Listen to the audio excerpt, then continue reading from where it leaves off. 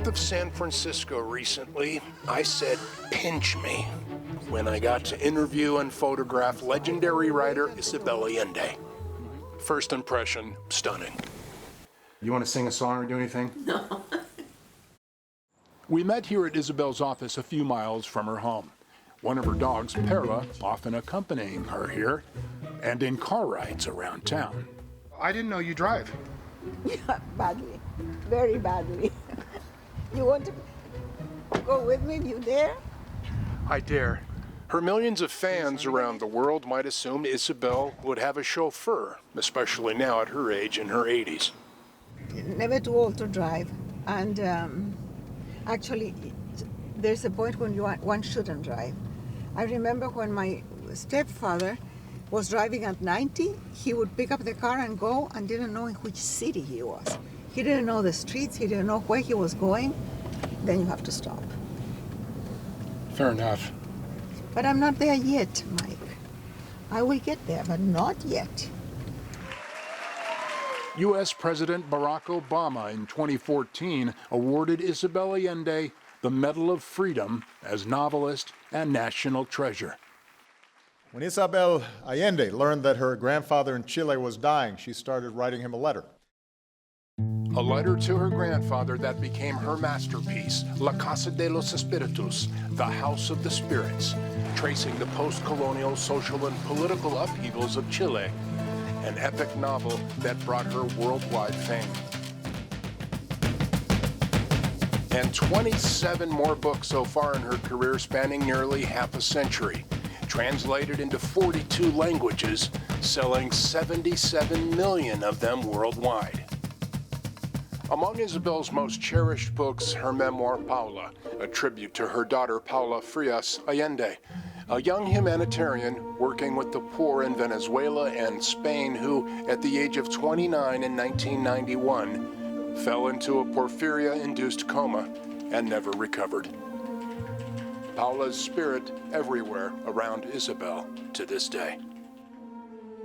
Isabel's main support ever since has been her son Nicholas, Nico, overseeing her book publishing career. The two of them keeping Paula very close at heart. Nico and I have been able to keep her alive, to keep her presence everywhere.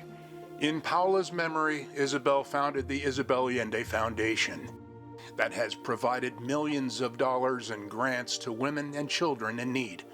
And I decided that the mission of the foundation would be to help women and children, because that's the work that she did as a volunteer psychologist. Lori Barra, Isabel's daughter-in-law, oversees the foundation. Many of these children Lori has photographed over the years as a gifted, compassionate photographer of humanity. She shows Isabel letters her fans still write about Paula. I read Paula, and it moved me to tears. Isabel's loss resonating with so many thousands of women over the years who say her stories have helped them through their own difficult times. The loss that they experienced, how much it gave them hope to go on. I mean, she's really changed so many people's lives for the better.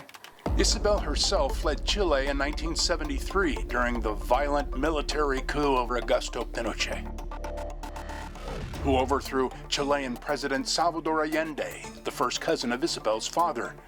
Isabel saying she feels a profound connection with displaced people around the world that she has helped. The moment you meet a refugee and understand the plight and hear the story, look at the face, learn the name, meet the family, everything changes. That person could be you. That child separated from the parents could be your child or your grandchild. Isabel recently wrote about children separated from parents during the Holocaust and as survivors of right-wing military massacres in Central America in the 1980s. In her acclaimed novel, The Wind Knows My Name, and says she's worried today about the treatment of migrants along the U.S.-Mexico border. Because it's in the air, because it's a growing problem, because no one has found a solution, because there's more anti-immigrant sentiment in the United States, everywhere. Feeling that you don't belong anywhere. And with Isabel Allende, there is the subject of marriage. Her first, at 19, to engineering student Miguel Frias ended after almost 30 years. The same with her second marriage to California attorney and novelist Willie Gordon. Hi, sweetie. In 2019, she married her third husband, Roger Kukris. They live in a modest ranch home on the San Francisco Bay here. Isabel says what attracts her to Roger, among other things, is his honesty as a retired tax attorney from New York. Roger will still counsel folks not to cheat when it comes to paying their taxes. My counsel would be scrupulously honest and sleep at night. It ain't worth it. Roger met Isabel a few years after his wife of 48 years passed away. A photo of her and their children and grandchildren above his desk here at his home with Isabel. He says meeting Isabel helped heal his broken heart. It's like waking up every morning when you're a kid, knowing you're going to the circus.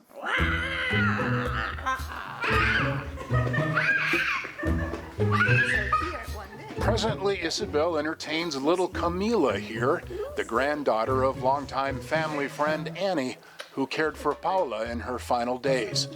Camila enjoying a new children's book Isabel has written called Perla, inspired when Perla, not long ago, roared like a lion at a bigger dog bullying her in a nearby park.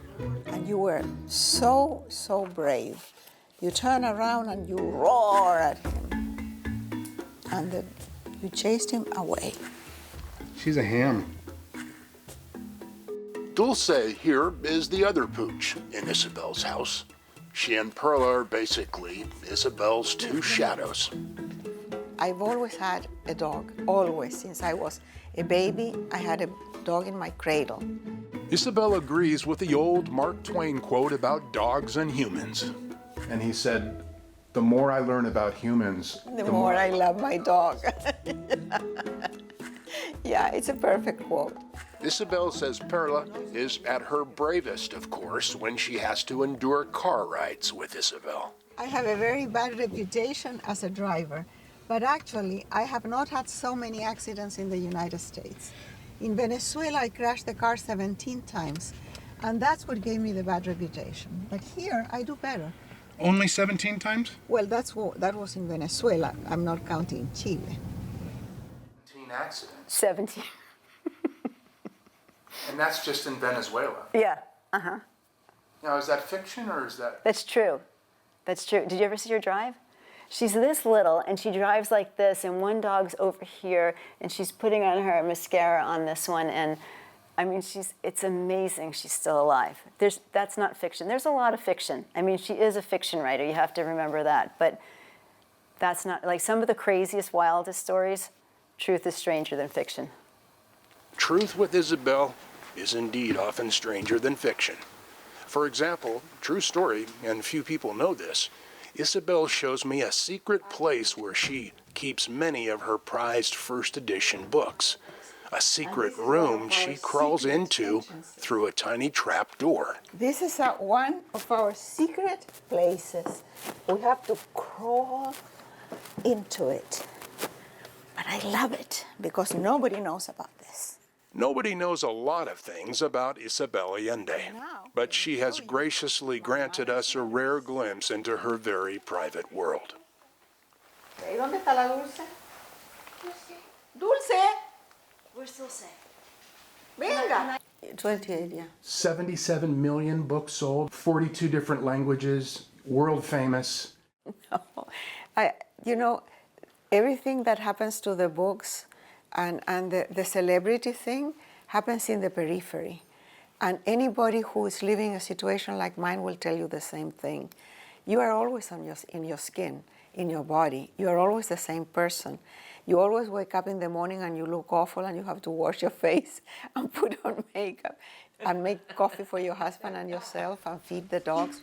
I never think of what's happening outside my life, only the intimate core of people and things and writing that I do. That's what I care about. She cares a lot these days about staying in shape, she says, working out to stay limber almost every day. Staying in shape, she says, that helps her keep writing. Presently working on a memoir about, not surprisingly, aging. A big part of aging, she says, is letting go of the youthful notion that we all live forever. I don't feel that I will live forever. I feel that I will live, if I'm lucky, in good condition, a few more years, not many. But I am scared of dependency, more than death, of course. Isabel's roots as a writer date back to when she was 25 in 1967. As she ages, she believes she's as good a writer or better than when she started out 4 decades ago. What's it take to be a good writer? Is one born to write, or can one become a writer? I think that you are born with an eye for stories. Writing can be taught, and there are workshops and classes and whole courses, and that can be taught. But the sense of rhythm, the particular talent to hold back something and hold it back and to create tension, the highlight, the way you develop a story, research, be critical with your work. That you can do, and learn the basics about language. Your only ingredient, your only tool are words. Learn to use them. Though younger readers these days, she concedes, spend more time on social media than curling up with a good book. Now, books will disappear sooner or later, but not stories. So the way that we will receive the stories will change. Maybe they will implant a chip in the brain, and then while you sleep, you get the books, you get the literature, you get the information of the world, you get art, philosophy, whatever. It doesn't matter what the media is. What matters is that humanity needs stories. Since the beginning of time, stories carry information, knowledge. They connect us. They target what is most profound and essential in us as humans. Isabel says the House of the Spirits that began as a letter to her dying grandfather about family and life nearly a half-century ago comes full circle today, she says, as she reads letters between her and her mother that are helping her write her own story about coming to terms with growing old and how to be content and curious, as her mom was in the end. My mom was dying, and I was holding her, and she said, "Am I dying?" And I said, "Yes, Mom. Are you afraid?" And she said, "No, I'm content and curious." Curious about death. But in this case, it was about the beyond. And I find that extraordinary. Isabel's mother gave birth to her some 80 years ago in Peru, raising her in Chile with her stepfather after her father left the family, a fate she would later experience as a wife and single mother. Writing that letter to her dying grandfather to process her pain, fictionalizing a family dog named Barabas in her opening line in the House of the Spirits. Barabas came to us by sea. Today, on the San Francisco Bay, her dogs Perla and Dulce rest by Isabel's side, as Isabel Allende keeps writing about life. Thank you.